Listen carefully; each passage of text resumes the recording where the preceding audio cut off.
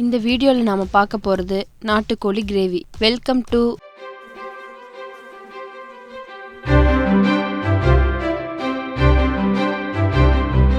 நாட்டுக்கோழி கிரேவி செய்ய இப்போ ஒரு மசாலா அரைக்க போறேன். தேவையான பொருட்கள்: கொத்தமல்லி விதைகள் 50 கிராம், லவங்கப்பட்டை 2 சிறிய அளவு, கிராம்பு 2, காய்ந்த சிவப்பு மிளகாய் 6, சீரகம் 1 ஸ்பூன், மிளகு 1 ஸ்பூன், சோம்பு 1 ஸ்பூன், கசகசா 1 ஸ்பூன். இது எல்லாத்தையும் வறுத்து எடுத்துக்க போறேன். ஸ்டவ் ஆன் பண்ணி ஒரு கடாயை அடுப்பில் வச்சுக்கிறேன். கொஞ்சமாக நல்லெண்ணெய் ஊற்றி வரமிளகாயை வறுத்துக்கிறேன்.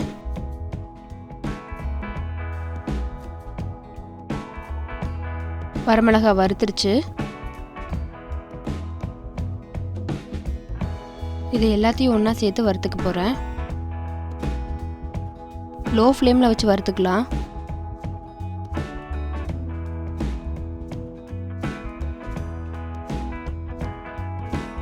நல்லா வறுபட்டுருச்சு.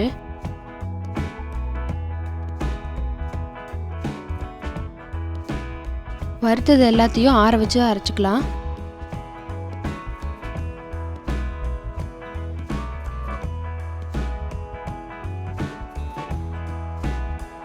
இப்போ மைய அரைச்சிட்டேன். இந்த மசாலா கூடயே வெங்காயமும் தக்காளியும் வதக்கி சேர்த்து அரைச்சிக்க போகிறேன். 1/4 கிலோ சின்ன வெங்காயம், மீடியம் சைஸ் 2 தக்காளி. ஸ்டவ் ஆன் பண்ணி அடுப்பில் கடாயை வச்சு வெங்காயம்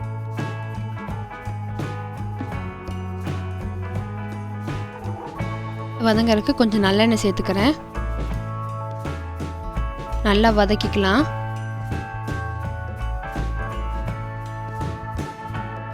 இப்போ 2 தக்காளி மீடியம் சைஸில் சேர்த்துக்கிறேன். நல்லா வதங்கிருச்சு. எடுத்து ஆற வச்சு இதையும் அரைச்சிக்க போகிறேன். வெங்காயம் தக்காளி அது கூட முதல்ல அரைச்ச மசாலாவும் சேர்த்து அரைச்சிக்க போகிறேன். சிக்கன் மசாலா 1 ஸ்பூன் சேர்த்து அரைச்சிக்கிறேன். வெள்ளைப்பூண்டு இஞ்சி 2 பேஸ்ட் பண்ணிக்கிட்டேன். இப்போ ஸ்டவ் ஆன் பண்ணி ஒரு குக்கர் அடுப்பில் வச்சு சிக்கனை நல்லா கழுவி குக்கரில் சேர்த்துக்கிறேன். 3 ஸ்பூன் இஞ்சி பூண்டு பேஸ்ட்டு சேர்த்து மூடி வச்சு 7 விசில் வர வரைக்கும் வேக வச்சுக்கலாம். சிக்கன் ஒரு சைடு வெந்துட்டுருக்கு. அதுக்குள்ளார நம்ம தாளித்து விட்டுக்கலாம். ஒரு கடாயை அடுப்பில் வச்சுட்டு கொஞ்சம் எண்ணெய் ஊற்றிக்கிறேன். பட்டை, கிராம்பு, ஏலக்காய் 3 சேர்த்து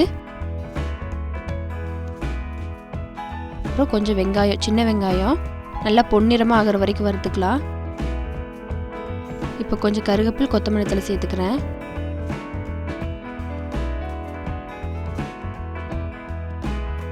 சிக்கன் 7 விசில் வந்துருச்சு. எசர் அடங்குற வரைக்கும் நம்ம வெயிட் பண்ணலாம். இப்போ ஒரு அரை தக்காளி சேர்த்துக்கிறேன். இது கூட இதையும் சேர்த்து நல்லா வதக்கிக்கலாம்.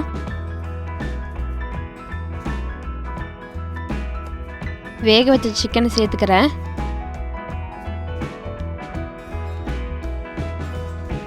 நல்லா கலந்து விட்டுக்கலாம்.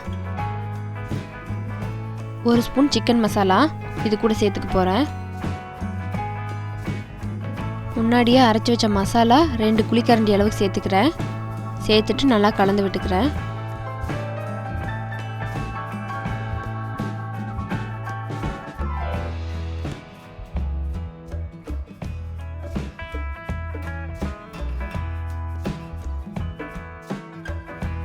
தண்ணி வற்றணும், அதனால மூடி போட்டு வேக வச்சுக்கிறேன்.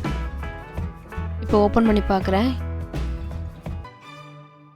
இன்னும் கொஞ்சம் தண்ணி இருக்குது. அதனால் மறுபடியும் மூடி போட்டு வேக வைக்கலாம். இப்போ ஓப்பன் பண்ணி பார்க்குறேன். வாசம் சூப்பராக இருக்குது. தண்ணி வற்றிருச்சு. நல்லா கலந்து விட்டுக்கலாம். சிக்கன் கிரேவி சூப்பராக ரெடி ஆயிடுச்சு.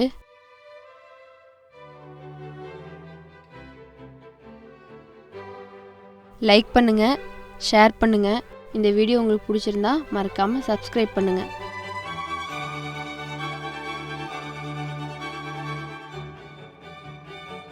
Thank you for watching.